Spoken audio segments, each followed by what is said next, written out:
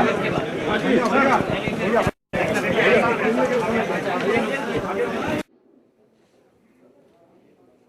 के प्रबंधक अध्यक्ष विधानसभा को लेकर लाल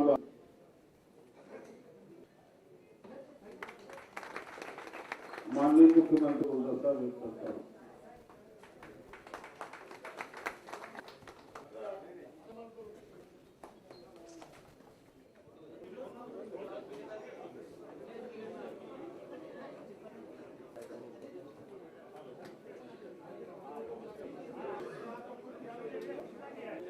प्रॉपर प्लीज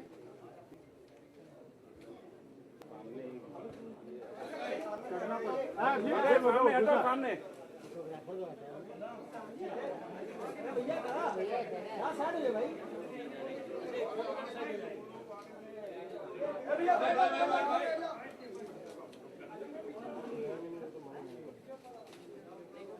अरे भैया अरे भैया अरे यार नीचे बैठ जाओ यार। अरे स्टिल बैठ रहे हो कि नहीं? हो गया हट गई बलवाम भैया बैठो। भैया नीचे बैठ जाइए ना भैया। एक मिनट साइड हो जाइए, साइड हो जाइए यार, तुम्हारा पिछवाड़ा दिखाने के लिए आए हैं। सर। एक मिनट यार पीछे हो जाइए थोड़ा सा यार, पीछे खड़े हो गए। हर जगह घुसे पड़े रहते हो।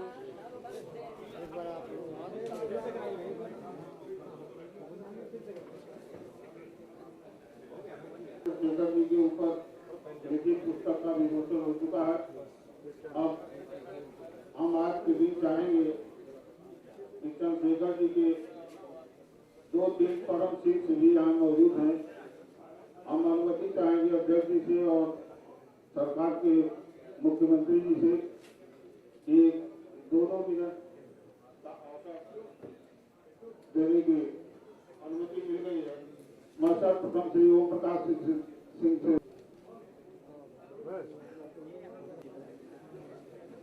आज के मुख्य अतिथि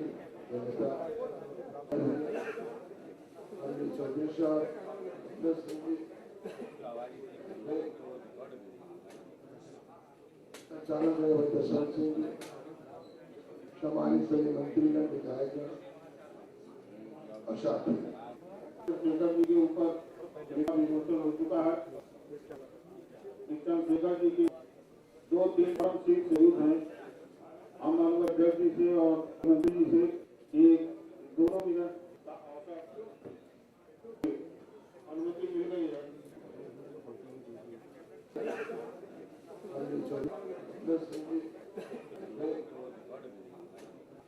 संचालक दशरथ सिंह, सम्मानित सभी मंत्रीगण, आज चंद्रशेखर जी और नेताजी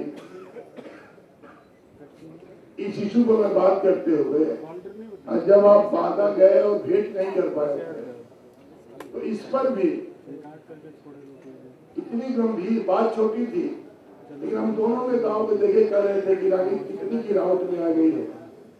यदि हम राजनीतिक रिश्ते को मजबूत करना चाह रहे हैं इस संकट की घड़ी में, और उन्होंने क्या बात स्थिति में जब हम बंद हुए तो हमारे परिवार के लिए कांग्रेस के साथी मदद करने के लिए नहीं, बल्कि आड़े पीछे और किसी भी तरह से जरूर मदद करना चाहते थे। ये सही बात है कि वो आपातकाल के दौर में हमें सरकार ने बंद करने का काम किया है, लेकिन हमारा भी नैतिक दायित्व बनता है, हमारा राजनीतिक धर्म और कर्म बनता है कि हम ऐसे लोगों को जो सही को सही कर सके।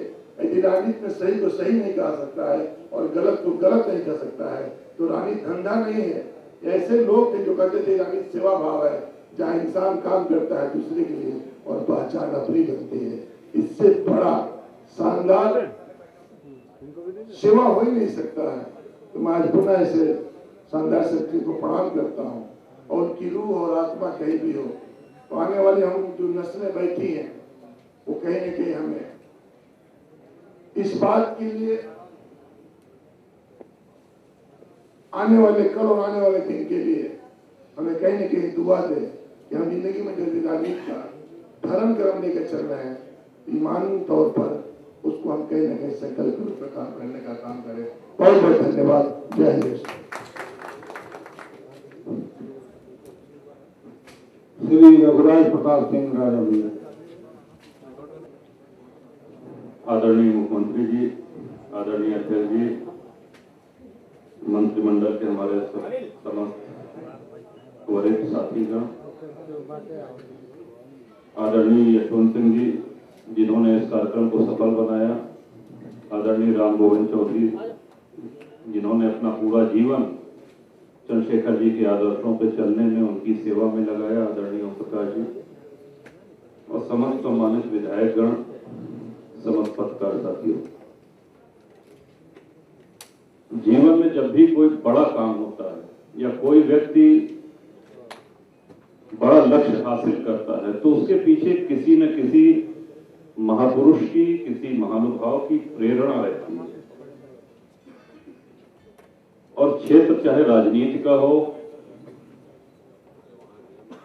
या अन्य कोई क्षेत्र हो, दृढ़ता बहुत आवश्यक है, सरलता भी उतनी ही आवश्यक है। लेकिन एक ही व्यक्ति में, एक ही व्यक्तित्व में दृढ़ता के साथ साथ सरलता का जो समावेश आदरणीय चंद्रशेखर जी में देखने को मिला वो कम लोगों में मिलता है। और अपने जीवन काल में, विशेषकर जीवन के उत्तरार्ध काल में, जो सानिध्य और स्नेह हम सब लोगों को प्राप्त हुआ और जब वो अस्वस्थ थे तो उनकी सेवा करने का भी अवसर प्राप्त हुआ। आदरणीय नेताजी, हम सबके नेता आदरणीय मुलायम सिंह जी के हृदय में, उनके मन में, उनकी भावनाओं में चंद्रशेखर जी के प्रति, उनके परिवार के प्रति जो सम्मान का भाव है वो मैं समझता हूँ अपने आप में एक अद्वितीय उदाहरण है। और उनका ये चरित्र, उनका व्यक्तित्व इस कक्ष में बैठे हम सभी लोगों को, चाहे वो राजनीति के क्षेत्र में हो या पत्रकारिता के क्षेत्र में हो, जीवन के संघर्षों से मुकाबला करने की शक्ति और क्षमता दे, सही निर्णय लेने की क्षमता दे। ईश्वर से यही कामना करता हूं। बहुत बहुत धन्यवाद।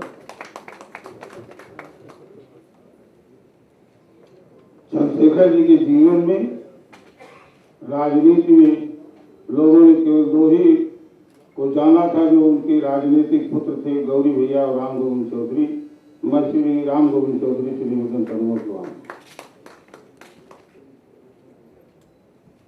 चंद्रशेखर जी की 8वीं पुण्यतिथि की समारोह की अध्यक्षता कर रहे आज के मुख्य अतिथि उत्तर प्रदेश सरकार के यशस्वी लोकप्रिय मुख्यमंत्री माननीय अखिलेश यादव जी, आदरणीय राजा भैया जी, इस कार्यक्रम के संयोजक चंद्रशेखर जी के प्रिय आदरणीय यशवंत सिंह जी, सभी मंत्रीगण, विधायकगण, पत्रकार साथी, सबसे पहले मैं चंद्रशेखर जी के प्रति अपनी श्रद्धांजलि अर्पित करता हूँ। चंद्रशेखर जी से हम लोगों का मेरा संबंध 1969-70 से था और पूरी राजनीतिक जिंदगी जब तक वो जीने के थोड़े दिन पहले तक मैं उनके साथ रहा। और जब वो काफी बीमार थे तो हमको बुला करके उन्होंने कहा कि तुम क्या करोगे, तुम हमारे साथ रहे जिंदगी भर, इसके बाद क्या करोगे। मैंने कहा कुछ नहीं करेंगे। उन्होंने कहा कि तुम समझवादी रहे हो हमारे साथ, तुम आदरणीय मुलायम सिंह के साथ जाओ। मैं उनसे बात हो गई है, तो तब से मैं आदरणीय मुलायम सिंह जी के साथ हूँ। चंद्रशेखर जी एक महान राजनीतिक हैसियत थी। देश और दुनिया की राजनीति की बारीकियों की जानकारी, उस पर विभाग अपना उत्तर देने में तनिक भी संकोच नहीं करते थे और देश और दुनिया के महान समाजवादी भी उनकी बड़ी इज्जत और प्रतिष्ठा करते थे। जब भी देश में किसी तरह का विचलन आया, उन्होंने विभाग देश को आगे बढ़ाने में अपना रास्ता दिखलाया, टिप्पणी की। उन्होंने परवाह ही नहीं की पूरा जिंदगी में कि हम जो बोल रहे हैं उसको हमको भी सफाई देना। या बहुत से अवसरों पर अखबार और पत्रिकाओं ने भी उनके विषय में कुछ ऐसी बातें लिखी जो उनकी इज्जत और प्रतिष्ठा के खिलाफ थे।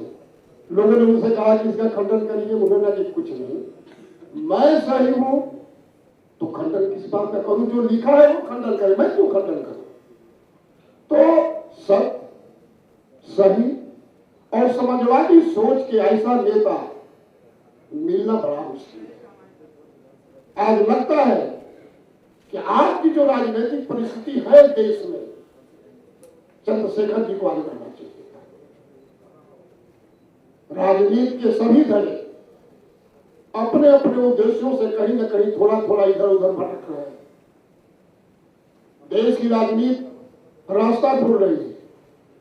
देश की राजनीति के ऊपर अंधकार के बादल मंडरा रहे हैं। ऐसे समय में राजनीति चंद्रशेखर जी सा ऐसा व्यक्तित्व रहता तो निश्चित रूप से हिंदुस्तान को राजनैतिक रूप से एक नई दिशा देने का काम करता। लेकिन आज वो नहीं है हमारे बीच में। डॉक्टर लोहिया के बाद चंद्रशेखर ही एक ऐसे नेता थे जिनसे देश के कोने कोने से जुआरे और छात्र जुड़े हुए थे। कई बार हम लोगों ने उनसे कहा कि जयप्रकाश जी के जाने के बाद जो देश बिगड़ रहा है, आप देश की अगुवाई करें, वो बीमार पड़ गए। लेकिन आज देश की आवश्यकता है एक ऐसे राजनेता जो समाजवादी सोच का हो, समाजवादी विचारधारा का स्रोत हो और देश और दुनिया की राजनीति के विषय में वो जानकारी रखता है। हमको लगता है मुख्य अतिथि जी कि आज हिंदुस्तान में समाजवादियों का टूटा पड़ गया। चंद्रशेखर जी के जाने के बाद, जॉर्ज फर्नांडिस के बीमार होने के बाद देश में अब एक ही समाजवादी नेता बचे हैं, माननीय मुलायम सिंह यादव, कि अगर वो देश में निकले, नौजवानों को आह्वान करे तो देश की बिगड़ी हुई तस्वीर को फिर ठीक किया जा सकता है। इन्हीं शब्दों के साथ मैं पुनः अपने नेता चंद्रशेखर जी को अपनी श्रद्धांजलि अर्पित करता हूँ। बहुत बहुत धन्यवाद। अनुरोध करता हूँ उत्तर प्रदेश विधानसभा के अध्यक्ष आदरणीय श्री माता प्रसाद पांडे जी से वहां अपनी बात। आदरणीय मुख्यमंत्री जी, सभी सम्मानित मंत्रीगण, विधायकगण, इसके आयोजक यशवंत सिंह, मैं पहली बार 1961-62 में चंद्रशेखर जी से, जब वो समाजवादी संघ और एक तरह से पीएसपी पार्टी में पहली मेरी मुलाकात, मैं यूनिवर्सिटी में पढ़ रहा क्योंकि मेरा विद्यार्थी जीवन में देवरिया जिले में बड़ौना से संपर्क रहा। वहाँ पीएसपी का आंदोलन बहुत तेज था। चंद्रशेखर जी कसिया में ब्रजनारायण तिवारी जी एमएलए थे, उन्होंने उनकी मीटिंग के लिए उन्हें बुलाया था, उनका स्वागत करने। यूनिवर्सिटी से लेकर अपनी राजनीति में जुट गए, बीच में संपर्क होने पर टूट गया। बाद में हम लोगों के हमारा संपर्क हुआ। मैं कई बार दिल्ली गया, उन्होंने बड़े सम्मान से हम लोगों की बात की। फिर हमारे पार्टी के जनता पार्टी बनी, उनके अध्यक्ष बने, तब भी हम लोग उनके संपर्क में गए। वो वास्तव में रिबेल हमेशा अपने प्रेजेंट से, वर्तमान से अथवा असंतुष्ट होकर भविष्य की एक नई विधा लाने के लिए हमेशा प्रयास करते। और यही कारण है कि उनका जीवन हमेशा संघर्षों से और बड़े से बड़ी ताकतों से टकराने में बीता। मुझे वो भी दिन याद है जब स्वर्गीय इंदिरा गांधी जी ने चाहते हुए भी वो कांग्रेस वर्किंग कमेटी के सदस्य बने और उसमें जब स्वर्गीय इंदिरा गांधी जी को कोई चुनौती देने की स्थिति में नहीं था, तब माननीय चंद्रशेखर जी, स्वर्गीय चंद्रशेखर जी, उनके विचारधारा में विपरीत थी अपनी बात। इसी का परिणाम रहा कि जब आंदोलन चलाए इमरजेंसी के पूर्व इंदिरा गांधी के हटाने के लिए, तो उस पार्टी में रहते हुए भी इन्होंने उन भ्रष्टाचार को, जिसके चलते बाबू जयप्रकाश जी के आंदोलन नेतृत्व में इतना बड़ा आंदोलन खड़ा हुआ था, उसमें अच्छी बातों को लेकर के जयप्रकाश जी का समर्थन किया, जिसके लिए स्वर्गीय इंदिरा गांधी जो तत्कालीन प्रधानमंत्री थी अपने पार्टी में इनको होते हुए भी जेल में डाल। बाद के जीवन में वहां आने के बाद जनता पार्टी का गठन हुआ, उसमें कितना कठिन कार्य था। हम लोग उस समय काफी वो थे, उनको देख रहे थे कितने मुसीबतों से किस ढंग से इस पार्टी को बना के चलाना उस समय कितना दुरूह था। किन्हीं परिस्थितियों में पार्टी बहुत दिनों तक नहीं चल सकी, फिर भी वो अकेले रास्ते पर चलकर और एक नया नेतृत्व दे रहे। उनकी जो प्रबल इच्छा थी कि पूरे हिंदुस्तान को समझा जाए, वो कन्याकुमारी से लेके और दिल्ली तक पदयात्रा होगी। मैं उनके साथ तो पदयात्रा में नहीं था, लेकिन कभी कभार मैं दिल्ली गया, जब वो लौटे तो हम लोग राजनारायण जी के साथ में रहे, तो उनके माध्यम से भी उस पदयात्रा के बारे में बहुत सारा अनुभव उनका सुनने को मिला। वो देश को जानना चाहते थे, देश को एक नई दिशा लेना चाहते थे। और जिस समय देश बड़े संकट में गुजर रहा था आर्थिक नीतियों को लेकर के, तो 3 युवा तुर्क निकले, कृष्णकांत जी, रामधन जी और चंद्रशेखर जी, मोहनधारी। कृष्णकांत रामधन तो कब थे, मोहनधारी, कृष्णकांत जी और चंद्रशेखर जी, इन तीनों की जोड़ी की बड़ी चर्चा थी। हम लोग यूनिवर्सिटी में पढ़ते थे, इनके राज्यसभा में जो इनका भाषण होता था या कहीं बयान छपता था, तो अखबारों में ढूंढ के हम लोग पढ़ते थे कि कौन सी दिशा में देश को ले जाना चाहिए। तो एक गति थी उनमें, और आज हमारे बीच में नहीं है। हम सबको मिलकर उस गतिशीलता को और उन दबे कुचले लोगों के आकांक्षाओं की पूर्ति के लिए प्रयास करना चाहिए। यही उनके सिद्धांतों का आधार बने। यही मैं हम सबको चाहिए। जिन विचारों को छोड़ के गए समाजवादी विचारधारा में, ये सही है पूरे देश में पश्चिम भौतिकवाद ने इस तरह से आधार धारण कर लिया है कि उसे समाजवादी विचारधारा से ही इस देश को ठीक किया जा सकता है। और मुझे इस बात की प्रसन्नता है कि उनके इस विचारधारा को लेकर चलने के लिए हमारे नेता माननीय मुलायम सिंह जी आगे चल रहे हैं। हम सबको उनके नेतृत्व में उनके विचारों को आगे बढ़ाने का प्रयास करना चाहिए। मैं अंत में इस महान व्यक्तित्व को अपनी श्रद्धांजलि अर्पित करता हूँ।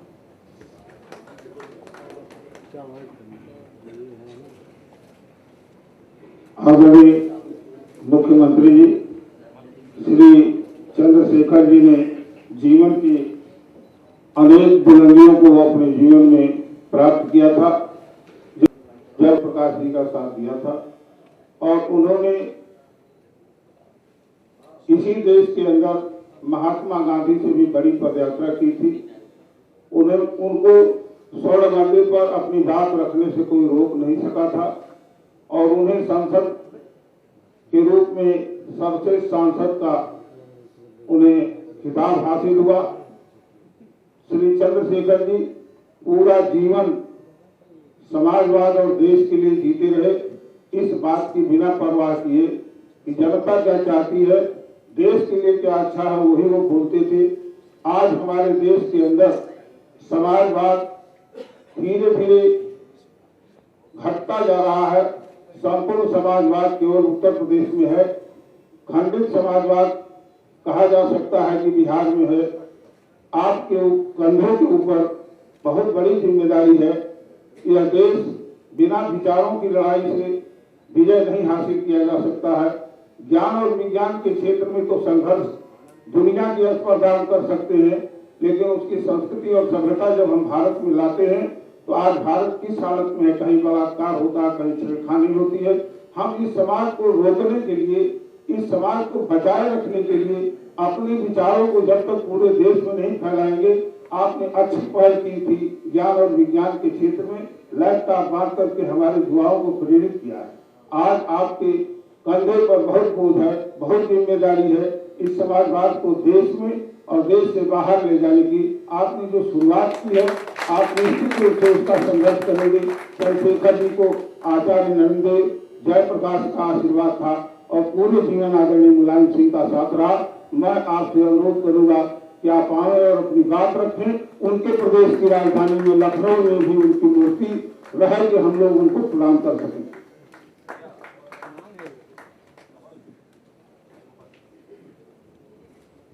आदरणीय अध्यक्ष महोदय, मंच पर बैठे हमारे साथ मंत्री राजा भैया जी, मंत्री राजेंद्र चौधरी जी, हमारे साथ मंत्री हमारे बलिया के नेता राम गोविंद चौधरी जी, यशवंत सिंह एमएलसी साहब, बहुत सारे हमारे विधायक, पार्टी के नेता, कांग्रेस पार्टी के नेता प्रदीप माथुर जी, यहाँ पर उपस्थित सभी वरिष्ठ नेता, पत्रकार साथी,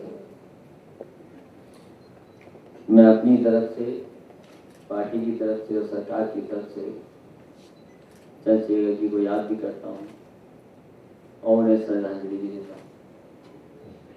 मैं इस मौके पर यशवंत सिंह जी को बधाई देता हूँ कि उन्होंने कम समय में इस कार्यक्रम का आयोजन करने का काम किया और हम सब लोगों को जोड़ करके एक जगह बैठाने का काम। इसके साथ साथ डॉक्टर जयशंकर शुक्ल, जिन्होंने ये किताब लिखी है जननायक चंद्रशेखर, मैं समझता हूँ केवल हम ही को नहीं बल्कि जितने समाजवादी सोच और समाजवादी सिद्धांतों पर चलने वाले लोग हैं उन्हें बहुत कुछ पढ़ने का, सीखने का मौका मिले। और इसमें जो राजनीति, संघर्ष और चंद्रशेखर जी का जो पूरा का पूरा जीवन रहा है उसके बारे में जो लिखा है, मैं समझता हूँ आने वाली पीढ़ी को बहुत कुछ समझने का मौका मिलेगा, इससे सीखने का मौका मिलेगा। यहाँ जो लोग बुजुर्ग हैं, मैं जब देख रहा था आदरणीय अध्यक्ष जी के बारे में सोच रहा था कि एक एक बात याद है उन्हें, पूरे राजनीतिक सफर कैसे चला, चंद्रशेखर जी कहां से संघर्ष कर करके किस तरीके से उन्होंने अपना राजनीतिक सफर पूरा तय किया, उन्हें आज भी याद है। और कहां उन्होंने अपनी पूरी बातों में उनको रख दिया। आदरणीय राम गोविंद चौधरी साहब हैं, बैठे हैं, वो लगातार जीवन भर रहे उनके साथ, जीवन भर लगातार साथ हैं, उनके अच्छे दिनों में, बुरे दिनों में, खुशी के दिनों में, तकलीफों के दिनों में वो लगातार उनके साथ बने। इसी तरह बहुत सारे और लोग हैं जो चंद्रशेखर जी को मानते हैं, चंद्रशेखर जी के सिद्धांतों पे चलने वाले लोग। पूरे देश के राजनीतिक इतिहास में अगर हम उठा करके देखें, मैं समझता हूँ चंद्रशेखर जी का एक अलग स्थान है, जिन्होंने गांव से निकल करके, बलिया से निकल करके और देश की सबसे ऊंची कुर्सी पर, राजनीतिक कुर्सी पर बैठने का काम किया, पूरे देश में पहचान बनाई। समाजवाद के बारे में केवल हम लोग चर्चा करें और जो पदयात्रा उन्होंने की होगी, मैं समझता हूँ पूरे देश में प्रचार हुआ होगा, पूरे देश के लोगों को जानने का मौका मिला होगा कि समाजवाद क्या है। वो काम अगर किसी ने किया है समाजवादी नेता ने तो चंद्रशेखर जी। कहां कन्याकुमारी और कहां दिल्ली, जाने कितना चलना पड़ा होगा, कितने लोगों के बीच में जाने का मौका मिला होगा, कितनी भाषाएं, कितने खाना पीना, किस तरह का, वो पूरे देश में समाजवाद को पहुंचाने का काम किया। मैं समझता हूं उनकी जो पर्सनालिटी थी, जो दूर से दिखाई देती थी। मैं राजनीति में नया नया था, मुझे आजमगढ़ जाने का मौका मिला था और आजमगढ़ में कोई पुराने समाजवादी नेता रहे होंगे, उनके अंत्येष्टि थी नदी के किनारे, रामधन जी की। तभी हमारे समाजवादियों ने बताया, जो हमारे साथ थे, बाबूजी थे, उन्होंने कहा कि चंद्रशेखर जी आए हुए हैं, वो वहां पर हैं नदी के किनारे, तो हमने कहा मिलना चाहिए उनको। जितने लोग खड़े थे उसके भीड़ में अगर कोई दूर से दिखाई दे रहा था जिसको दूर से ही पहचाना जा सकता था, वो चंद्रशेखर। मैं लोकसभा में देखा हूं, उनको सुना हूं। जब पहली बार लोकसभा चुन करके गया तो वो लोकसभा में थे। सदस्य कितने भी रहे हों और न रहे हों सदस्य, लेकिन जब लोकसभा में बोलते थे, लोग जो सेंट्रल हॉल पे रहते थे या आसपास रहते थे, वो आकर के लोकसभा में उन्हें सुनने आ जाते थे।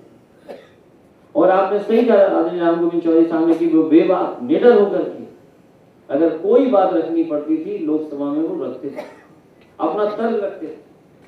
पूंजीवादियों के खिलाफ या जो व्यवस्था थी आर्थिक व्यवस्था, उसके खिलाफ भी अगर कहीं बेबाकी से अगर उन्हें मौका मिला तो उन्होंने अपनी बात रखी। किस तरीके से गरीब तक बात पहुंची उनके पूरे भाषण में, चाहे वो विदेश नीति रही हो, चाहे गरीबी, चाहे और तमाम सवाल थे, उन सब सवालों को अपनी समझ से, समाजवादी सोच से, एक अपने तर्क के साथ लोकसभा में रखते थे। ये पहचान उनकी थी। और मैं समझता हूँ करोड़ों करोड़ों लोग हैं जो जानते हैं चंद्रशेखर जी, लेकिन आज हम समाजवादी लोग जब इकट्ठे हुए हैं और आज हम याद भी कर रहे हैं, आज हम लोगों को मौका भी मिला है, तो हमारी सभी समाजवादी की जिम्मेदारी भी बनती है कि उनके तमाम जो सिद्धांत उन्होंने दिए, उन्होंने जो बातें रखी, उन्होंने तमाम विषयों पे जो अपनी बेबाक टिप्पणी की है, वो कहीं न कहीं आगे आने वाली पीढ़ी को हम लोग देकर दिया। क्योंकि समाजवाद और आगे आने वाले गरीबों की लड़ाई तभी मजबूत होगी जब हम सिद्धांत को पकड़ करके चलेंगे। वो सिद्धांत उन्होंने दिए बिना भेदभाव के, चाहे वो जात का हो, धर्म का हो। और मैं समझता हूँ सबसे अगर कोई महत्वपूर्ण चीज है और देश को अगर जरूरत है, अगर समाज को किसी चीज की जरूरत है तो वो समाजवाद की जरूरत है। और वो पुरानी पीढ़ी अब नहीं लौटेगी, उस पीढ़ी की तरह के लोग अब नहीं आएंगे, लेकिन हम समाजवादियों को कम से कम उनके विचार, उनकी सोच, उनका संघर्ष पकड़ करके आगे बढ़ना पड़ेगा। कितना संघर्ष किया होगा तब जाकर के वहां पहुंचेंगे, कोई कल्पना नहीं कर सकता उस समय क्या जमाना रहा होगा। अखबार भी कम रहे होंगे, जानकारियां भी कम नहीं होंगी। और इस बदलते हुए दौर में जहाँ जानकारी, अखबार, कोई भी बात किसी कोने तक पहुंचा सकते, आप बताइए चंद्रशेखर ने कितनी मेहनत की होगी, तब देश के लोग जाने होंगे, तब देश तक अपनी बात पहुंचाई होगी। और आज पहुंचाने में कितना समय लगेगा अपनी बात। इसलिए कहीं ना कहीं हम लोगों को सिद्धांत, हम लोगों को संघर्ष और समाजवादी सोच को कितना हम पकड़ लें, कितनी समझ से हम लोग समझ लें, क्योंकि जरूरत है समाजवादी सिद्धांतों की। जिस दिशा में देश जा रहा है, समाज जा रहा है, आज जरूरत है समाजवादी सिद्धांतों, क्योंकि बहुत सारे सवाल हैं। महंगाई का है, आर्थिक संकट का है, विदेश नीति कैसी हो, आज जातियों में भेदभाव न हो, और जिस दिशा में राजनीति चली गई है। यह सही है कि हमारा देश डेमोक्रेटिक है, पूरे दुनिया में इतनी बड़ी डेमोक्रेसी कहीं नहीं है, लेकिन कहीं ना कहीं ये भी हम लोगों को मानना पड़ेगा कि इतनी इमोशनल डेमोक्रेसी भी दुनिया में नहीं है जो अपने देश में है। इसलिए जो इमोशनल डेमोक्रेसी है, इसमें कैसे हम समाजवादी सिद्धांतों को आगे लेकर के चलें, कैसे हम गरीब तक अपनी बात पहुंचाएं, कैसे गरीब को जोड़ने का काम करें। इसलिए हम समाजवादियों, हम लोगों को बहुत अच्छा मौका मिला जब सरकार भी है, और कुछ सरकार ने अच्छे काम भी हैं, बड़े काम भी हुए सरकार में। जहां तक आदरणीय हमारे तमाम नेताओं ने कहा कि चंद्रशेखर जी का कुछ न कुछ लखनऊ में होना चाहिए, जिससे कि हम लोग उनको याद करते रहें और आने वाली पीढ़ी भी जानती रहे कि हाँ चंद्रशेखर कितने बड़े नेता। यशवंत सिंह जी तो जब मिले होंगे तब हमें पकड़ करके उन्होंने कहा, और मैंने यही कहा कि हम लोग बैठ लो, तय कर लो कि कहाँ पर ऐसी व्यवस्था करनी है। अब आपके बलिया के नेता, जिनको तो हम लोगों ने बहुत शिविरों में सुना, चंद्रशेखर मिर्ची के नाम पे तो बन रहा है, बहुत बड़ा पार्क बन गया। हालांकि उन्हें छोटे लोहिया जी कहते थे। लोहिया पार्क से बड़ा है छोटे लोहिया का पार्क। लोहिया पार्क तो बहुत छोटा है, 70 एकड़ का होगा, लेकिन जिन्होंने लोहिया जी के बारे में बताया या लोहिया जी के सिद्धांतों को हम तक पहुंचाया, शिविरों में बताया, उनका बड़ा पार्क तो हम लोगों ने बना दिया लखनऊ में, और बड़ा पार्क बना दिया। कल स्पीकर साहब मुझे ऑफिस में कह रहे थे कि गरीबों की तरफ पैसा खर्च होना चाहिए, तो मैंने स्पीकर साहब से कहा कि वो बजट का पैसा नहीं है, क्योंकि बजट सत्र चल रहा था, इसलिए स्पीकर साहब चिंतित थे। हमने ये डेवलपमेंट का जो अथॉरिटी है उसका पैसा है, तो ये तो शहर में खर्च होना था, तो इसलिए पेड़ पौधे और बड़ा पार्क बना दिया हम लोगों ने। और मैं ये कह सकता हूँ देश में किसी सरकार ने इतना बड़ा पार्क समाजवादी नेता के नाम पे नहीं बनाया होगा जितना बड़ा काम समाजवादी पार्टी ने कर दिया। इसलिए कहीं ऐसी जगह हम लोग चिन्हित अगर करें जहां पर पूरा का पूरा समाजवादी जितने भी हमारे चिंतक रहे, नेता रहे, इकट्ठे एक जगह उनकी जानकारी मिल जाए, उनके बारे में सब किताबें हों, साहित्य हो, और अगर कहीं फिल्म भी देख सके पुरानी जो किस तरीके से बोला उन्होंने लोकसभा में, तो अगर ऐसी जगह हो जहां ये सब चीजें इकट्ठी करी जा सके। क्योंकि अगर ऑडियो हो, वीडियो हो और किताबें हो, अगर तीनों चीजें एक साथ हो जाए, इसीलिए मैंने कहा था कि लैपटॉप पे खत्म कर दिया, अब ई लाइब्रेरी और ई लर्निंग पे ज्यादा ध्यान देंगे। तो सोशलिज्म को ई लर्निंग के तहत कैसे पहुंचा सकें लोगों तक, क्योंकि वीडियो भी होंगे लोकसभा में, पुराने रैलियों के भी होंगे, ये आपने तो बचा के रखे होंगे, कैसे बचे रहे, आने वाली पीढ़ी तक कैसे वो पहुंचे, उसकी डॉक्यूमेंटेशन हो जाए। कहीं एक ऐसा स्थान हो जहाँ पूरे के पूरे समाजवाद के बारे में लोग जान सकें, समझ सकें कि आखिर क्या ये भी कोई आइडियोलॉजी है, इसके लिए भी लोगों ने संघर्ष किया। तो मैं आपको भरोसा दिलाता हूँ कि कहीं न कहीं ऐसी जगह बनाएंगे।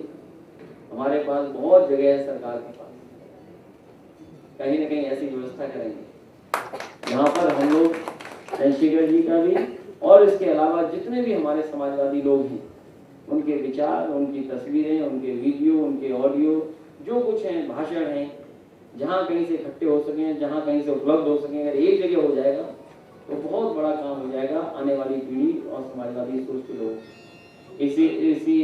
इन्हीं शब्दों के साथ मैं एक बार फिर चंद्रशेखर जी को याद करता हुआ, श्रद्धांजलि देता हुआ, और यस्मिन जी को मैं विशेष धन्यवाद दूंगा कि उन्होंने मौका दिया और इस दिन को याद करने का मौका मिला, उनके बारे में जानने का मौका मिला।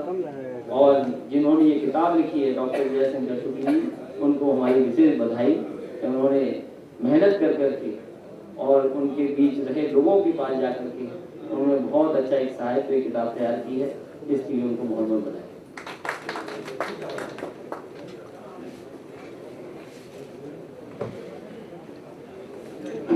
जितने लोगों ने शिरकत किया सबके हम आभारी हैं, और अब कार्यक्रम खत्म किया जाता है।